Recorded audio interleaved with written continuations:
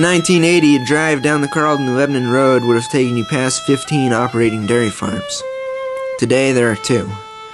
The Smith family farm is one of these. I've attempted to capture the essence of this farm in its glory days, before time and circumstance have changed it forever. Well, while I'm having a sandwich, I'll give you a short history background on the Smith farm.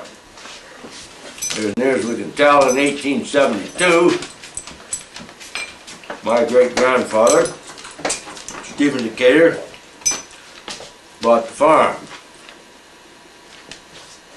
His son Frank, later on in life, when Stephen Decatur died, inherited the farm. When my grandfather Frank died, my dad Robert and his brother George inherited the farm.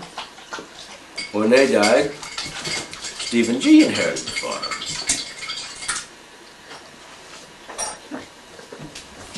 Cut! And Steve's great-grandfather was the one that came here first. He was going to go on Lewis and Clark's expedition with him, but he had to go into Franklin, which was known as Rockland then, to join the people that were going. And by the time he got there, they had already been gone 2 or 3 days, so he just came home again and decided he didn't want to go anyhow. His son, Stephen Decatur, came up here and bought this land from, I think it was a Gordon, in 1872. He was some kind of an oil producer, or I guess he was wealthy. He must have been, to decide he wanted to take up farming. But he came here in 1872, and then he had six kids, and Frank was my grandfather. And then Robert, my dad bought the farm from his father, Frank. My dad was Robert S. And then my brother Steve bought the farm, and he has it still. And I don't know where it's going to go from there. But they all had big families, and everyone lived on the farm for a long time. I think my dad was probably the first that went off the farm to work. Working at the Joy and running the farm besides, which was putting him right into bed quick like, because he was just so tired that he never knew what he was doing about half the time. But Steve decided he didn't want to go on to college. All he wanted to do was run the farm. So Bob said, well, let's get some plans made here and draw up a bigger barn. And they cut the logs out of our own woods, and Bob bought a sawmill, and they made 60 more feet on the barn they already had, and then that was fixed. That was so they could get 60 milk cows and still have a place for their calves. I like knowing that my ancestors have been here all these years, and finding it's just even old horse buckles or things that one of them at some point discarded or lost, or I like knowing that years and years ago my family was here. Because the farm itself has been in the Smith family for over 150 years, or more than that. I guess it's been a century farm for the last 15 or 20 years. It's been a century farm, and it has to meet certain criteria for that. It has to be in the family line for over 100 years. Well, when I think of home, I think of the farm. I grew up there, and when I got married, we built a house about a quarter of a mile away, and we've lived there ever since. I think the farm is still home. It's been home for a lot of people. Before I was born, I hear tales about this. I can't remember, of course, but during the Second World War, my dad and mother were married. They lived there, and my grandfather was still alive, and my uncle lived there, and their sisters and their kids came home while their husbands went to war. So there were 4 or 5 families living at the farm all at the same time, and a lot of excitement, a lot of just daily living things going on. And I still remember that sort of thing. We always had the family reunions were always at the farm, and there were great parties, and in the summer everybody would come and stay for a visit, and it makes me think of the Robert Frost, The Hired Hand. Home is where when you go there they have to take you in, and that's what the farm has been for a huge number of people. Growing up on the farm was very, it was a nice wholesome atmosphere, and you learned about hard work and how hard some people have to work in order to maintain their living.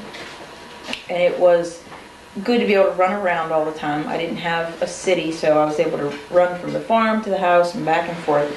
And I was with my dad and my grandmother and granddad every day, and that was cool. And I was allowed to have pets because they could roam around too.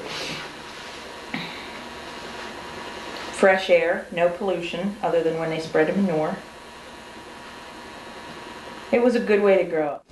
As much as I read about the arguments and stuff among heirs of a farm,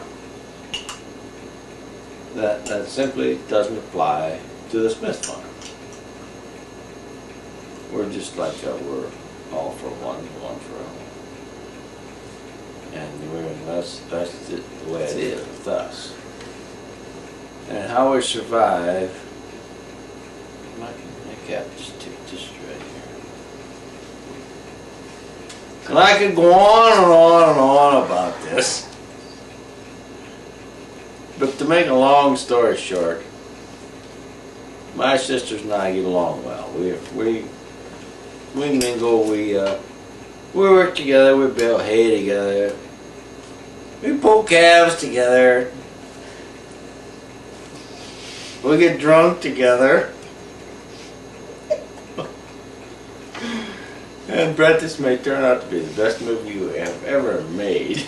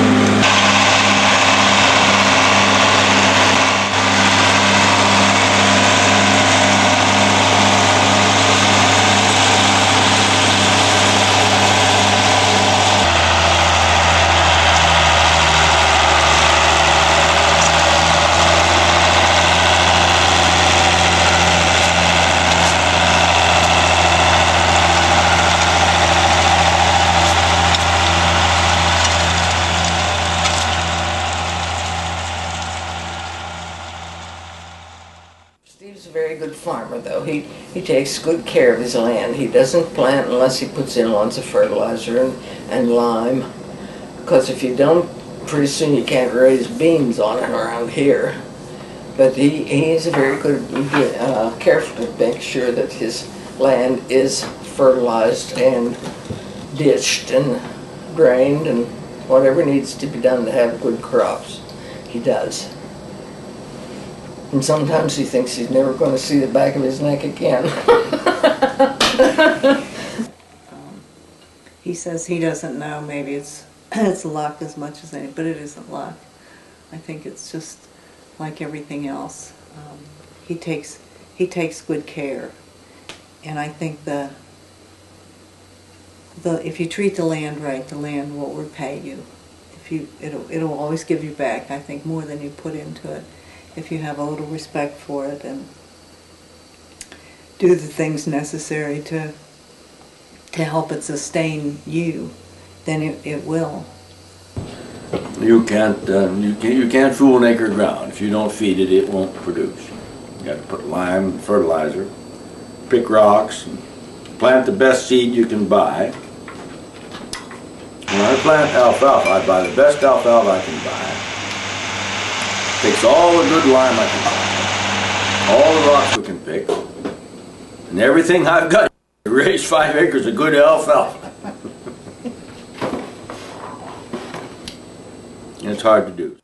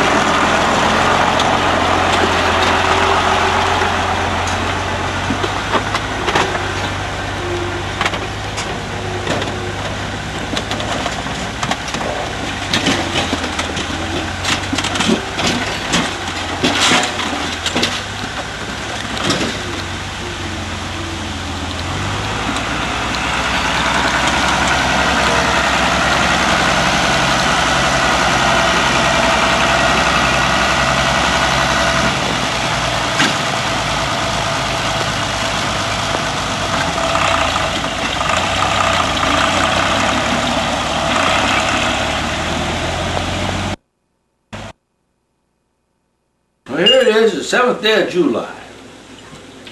Been most awful wet, and for the most part pretty cold, well, sometimes hot. We're having a lot of trouble getting our corn planted. A lot of corn isn't planted yet. Mine is, fortunately. Thank God. No, thank me. I worked a lot of hours to get it that way. But I think it might get ripe, and I think it might not get ripe. With the weather, the rain has held us all back really bad. It's cost us an awful lot of money. We're awful late getting our hay off. Myself and every other farmer in the country. We should have done a month ago, but it isn't done yet. Most were just starting. I've got 80 acres of hay. I've got about 20 of it off. We've got about 60 to go. When it doesn't quit raining, I don't think we're ever going to get it off.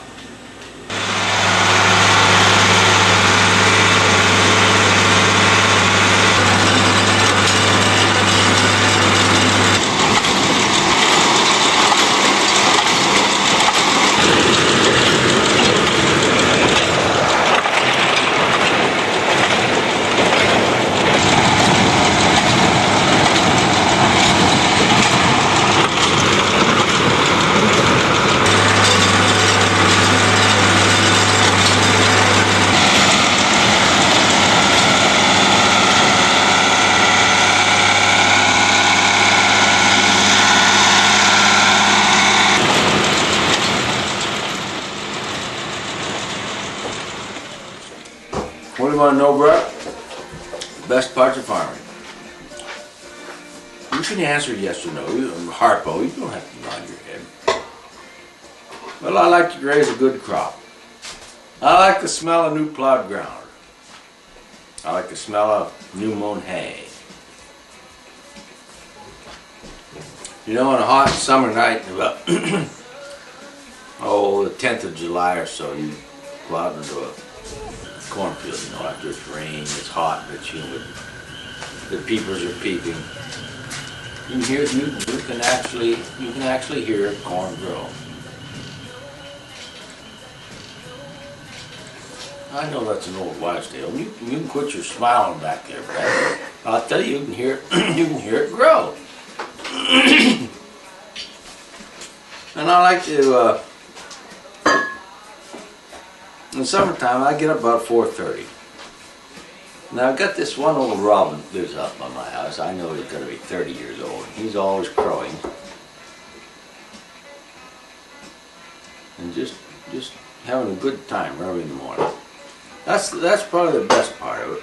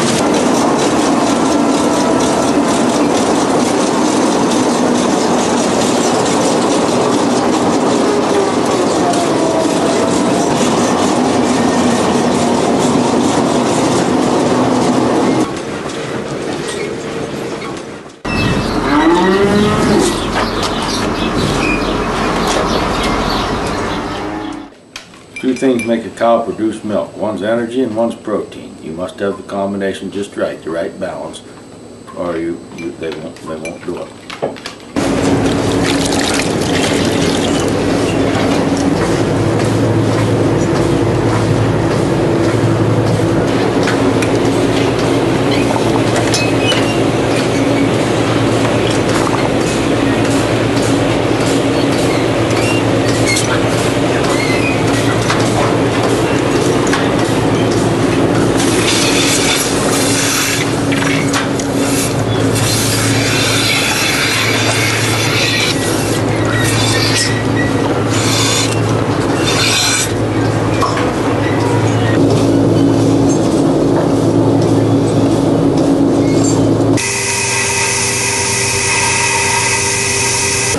We get around 50 pounds of milk a day on an average out of a cow.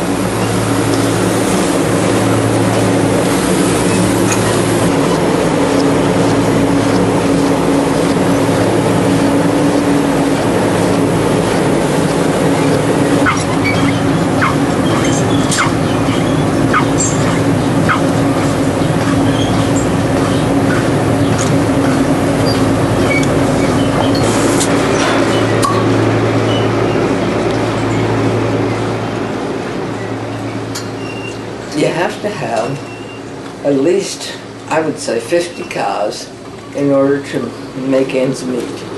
There just is not enough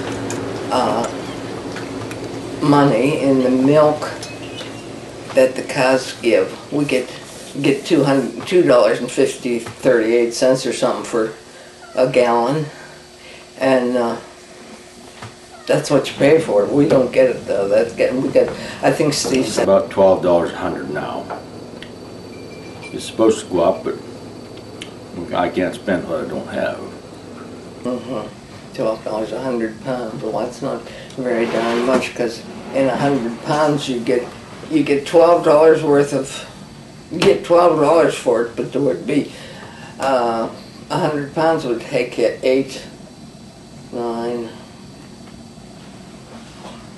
Almost 10 gallons in 100 pounds. So you don't begin to get what they buy in the store, what they sell it for in the store. You just get whatever they decide to give you.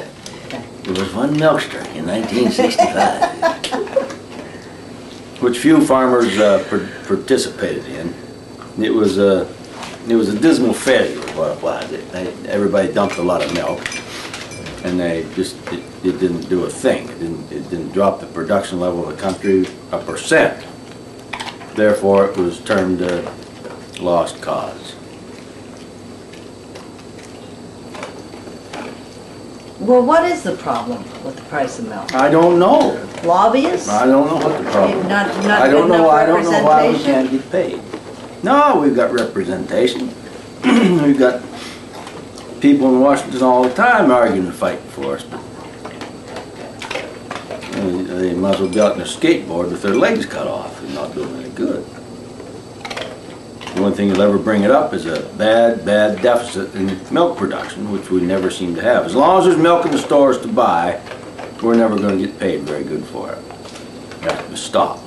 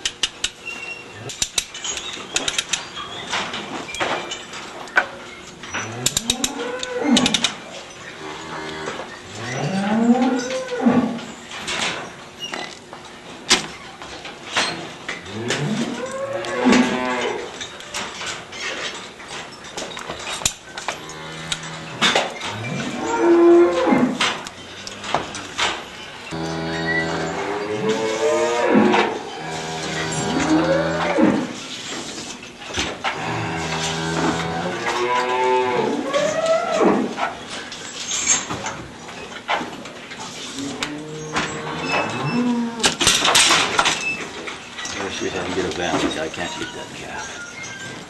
I try to do most of my own vet work, but I can't do it all. Sometimes we have a cow and a calf upside down, backwards and everything else. I have to get them out there to bail me out. Well, John, hey, this is Steve. I got a heifer having a calf. I can't get it. I've been working that for an hour. The head and everything's there, but it's too big for something.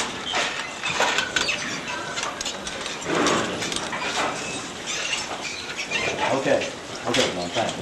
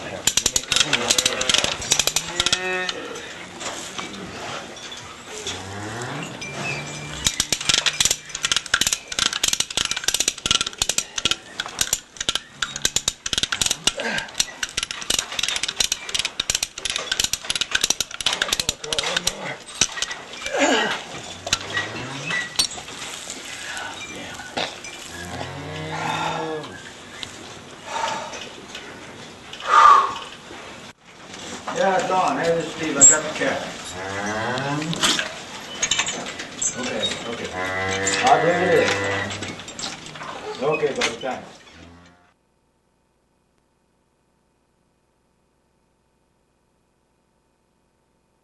I probably won't quit farming, but I will quit milking cow. Once I get rid of my cattle, I'm out of the animal business. Maybe I'll grow some corn, sell some hay. No, I may raise bassets. The sideline. No, I wouldn't do it again. You wouldn't if you were getting out of school No. and If I were 18 years old, I would be neither in the dairy business nor in western Pennsylvania. Why not? I don't like the weather. I don't like the price of milk. I guess a good part of it is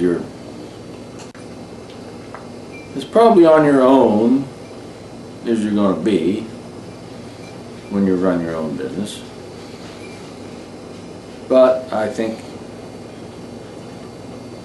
if I had to do over again, I'd probably go to someplace and work for somebody else. I'd just be another cog in a big wheel. But have good retirement, holidays, weekends off, vacations. Wouldn't have to put up with insubordinate hired help.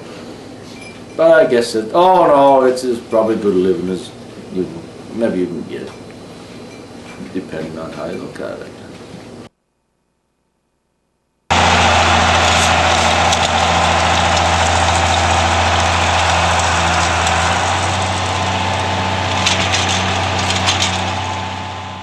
Well, it's terrible to get into the farming business now. Unless you inherit a farm, it's almost an impossibility.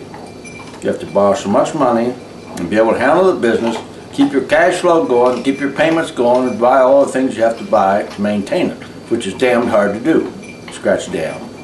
The people that really want to farm have a bad time getting started unless it's a family farm.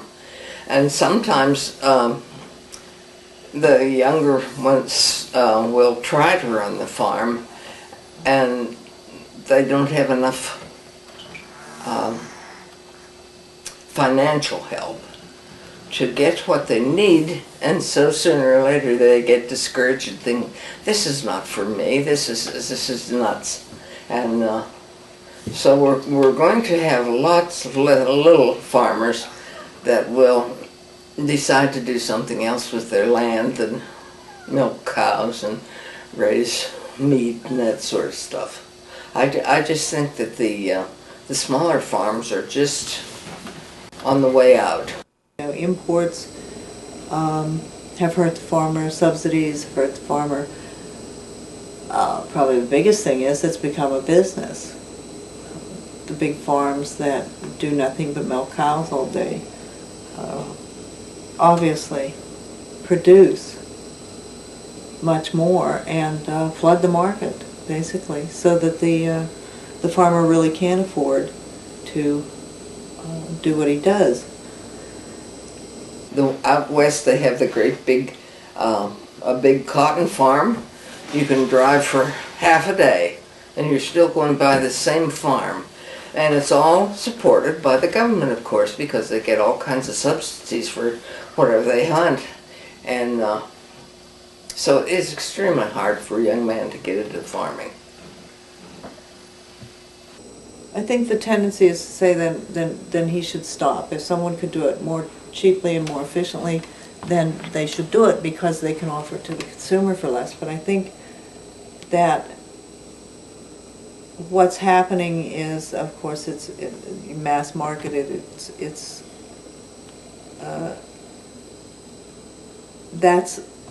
geared with that in mind. It's priced with that in mind. We buy second-rate things because that's what's available, and soon I think that will be what's available.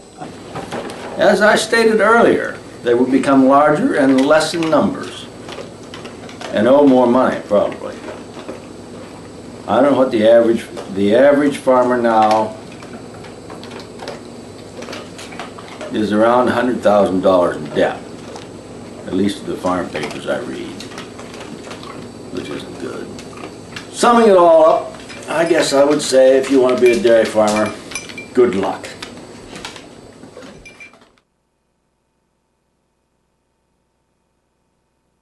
I don't know about it staying in the family. It might.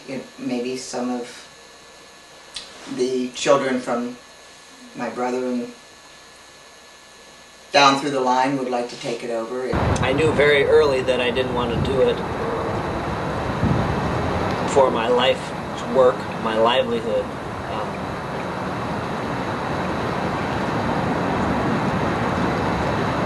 Although it had been suggested to me, and I feel that my family subconsciously implied that maybe that would be a direction that I should go in. Well, we kind of, I did at least, encouraged all the boys to think about farming, but my brother actually discouraged that because it's a very hard life and it's getting less and less profitable. It's becoming really a huge job for very little monetary benefit. So I don't know what's going to happen to the farm. He can't continue to farm it forever, I guess. But I think he will keep the land, and the land will stay in the family and be passed to the next generation. There have been 5 generations farm the land.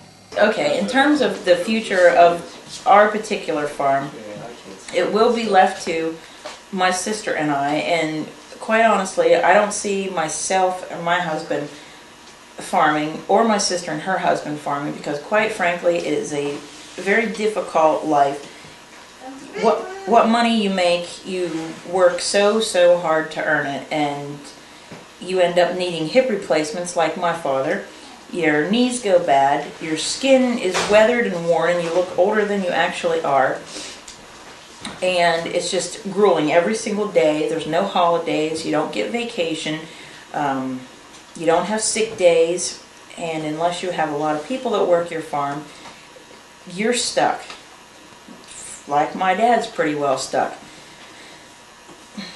Well, I'm the 4th generation there, and at the time I started partook in this occupation, I thought it was the thing to do.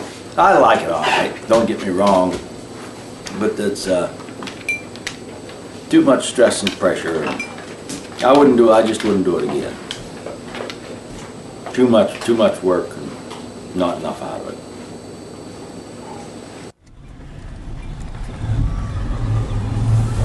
The Smith family farm thrives, surrounded on all sides by remnants of those less fortunate. Its current success, grounded in 131 years of strong family ties, makes its uncertain future even more poignant. But for tomorrow at least, the day starts at 4:30 sharp.